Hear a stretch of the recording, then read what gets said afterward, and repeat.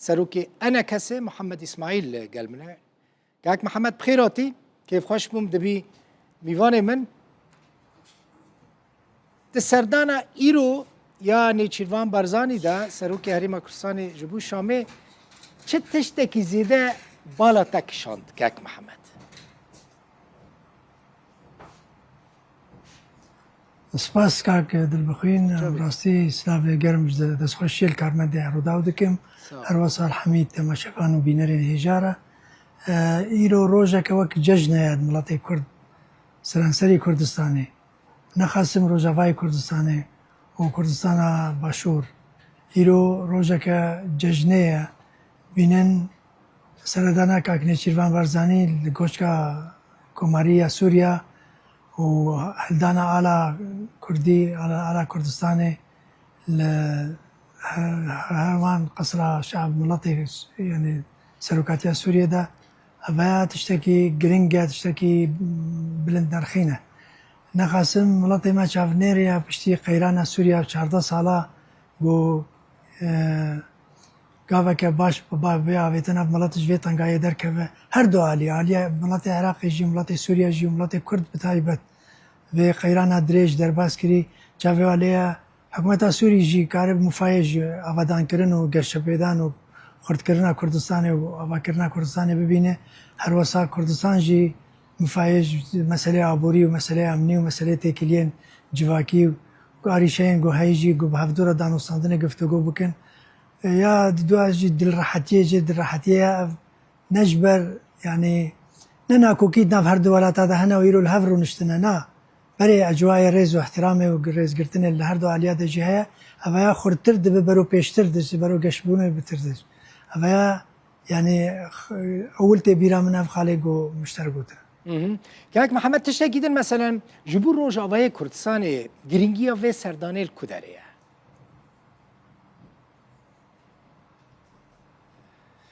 روجا كردستان جرينجيا في تكليه باش راحتي وآرامي ودانوستاندن ووقفه جواتا هاد نابينا هرما كردستان وحكومة سوريا دا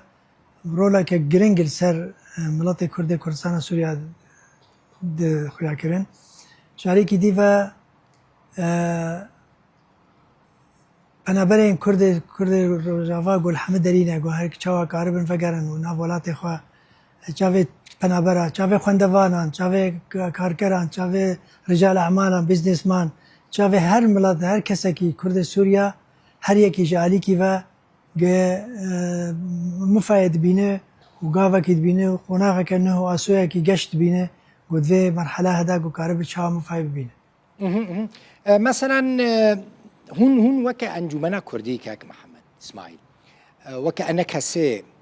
لبندينكو اف سردان ريا كردان جبو شامي يعني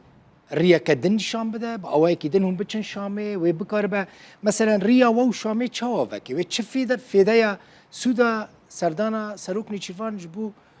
شامي يعني تشفيده الكردان بك ده بيواندين و شامي ده ويخرتر بك يعني خباتها ما بردوامه خباتها ما سوريا ده بردوامه بو ما فوهبونا قال ما يعني ام هولكي باش ددن وخباتك باش تكليه باش القل ملت سوري وقال حكومتها انها ما دسته دانو صندنه وديالوج دريش كريه ما تدسته اوبوزيشن دريش نكريه ام ايرو دبينن قناغك وقت زيارتك كنيشيفان بيتشتها خرتر دك راحتر دك باوريه خرتر دك نخاسم نيشيرفان شخصا كي دبلوماسي كي جرينجاد منطقه ده وحكومتها سوري جي زانه وحكومتها سوري جي تازه دس خالكي كريا هنا كريارين هنا قوتني خوش قوتنا وهنا كريارين باش كرنا وهنا او مرسومه درخستي حتى انها درباري كردا ده ما مساله باريني وبايجابي لنا ريا افا حمي وهاتنا كاك نيشيرفان وفاتشتا خرتر بك بهستر بك او خباتا قوام دكن او راحتيا قد ملطي مدى او وك مشترك قوتي حتى هر كسا كي كردستان سوريا چه پنابر به چه خطابیه مدرسه به چه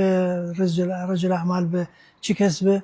و مصلحه خو برجمندی خود بینه اما وکو انجمن اجتماعی کردی هم خمخار ملت خانه و قضیه خانه و داخواز ما یا اولو تالی هم هبونا بنگهین یا ملت کرد سوریه دا ما فی چارنوسی ملت کرد ما فی ما خورتر دبه دانستاندنا ها و زیارتها اف زیارتها هم دبینن گلکی بالکیشه گلکی رولاویل سر ملت کرد کردستان روجاوا جدیونه انجمن اجتماعی کردی جدی به هر وسا السر يعني أصل عراق تبع وسوريا تبيج. تشتكي دن مثلا براستي خازم بزانبن برانيا خلق مجد خازم ريكي بزانبن قافين نوين أنا كسي چنا انجمنا كردي جبو ما فين سياسي ما فين ريفا برني ما فين دستوريين كردان لروج أوي كردستاني مثلا قافين دما بيشتا هون باويجن وي چكاف بن كاك محمد انجمن اجتماعی کردی وقتی هات مزراندن دو وقتا که اپوزیسیون بو وقتا که اپوزیسیون سوریه بو در دشبری و رکبری که رژیم را و روخاندن رژیم دخواست نه او مرحله در باس بیه انجمن اجتماعی کردی از ریا قنات و دویجم بزودترین وقت نزدیکترین دم امی کنگره پنجای انجمن اجتماعی کردی بکن ما چاونرین گل خالن کاری که سیاست که محوری شخص چکن گو او الجوري في مرحمة نهبه الجوري في سردمي به الجوري وضع سوريا متعذبه الجوري نام خراهن وكو فسيون خراهن وكو شاوا مل بمل سوريا را لازم الرجيم سوريا جي يرو أو حكومتها الدمكي شراكتك حقيقي ملات كرد را بيخويا كرن نه مجرد هم هفدود بيني عند قوت نخوش شفرة بيجن ملات ما شافنيري قو أم آية أم تكارن أم جي وكو انجمن اجتماعی کردی ام و حکومت سوری وكو حکومت امکارن باوري بين ولاتك فرا نتو فرا حزبي فرا آيين ملتك دولتك تعددية باور بكن قام ملي خبد الملي هفو في ولاتي آفا بكن إيرو انجمن اجتماعی کردی برو في خالد چه وخواه راهنين وكونغري خو وآمادبون خو مكاتب خو تشتي خو قولي في مرحلة نه قو خواه آمادتك هوني آرمانجين خواه تو گوهرتن انتی دا چی بکن؟ دا گوت سوریا نودا یعنی مثلا قاسی کو زانم برای واجب سوری فدرالی دخواست هونی هر فدرالی بخواستن یعنی هونی هنک آرمان جن دنیین جدا بدن پیش اخوه من حال جمع مثلا ننافندي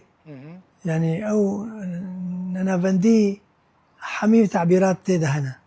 بجاج جوري فين ننافنديها كام قارن شبكن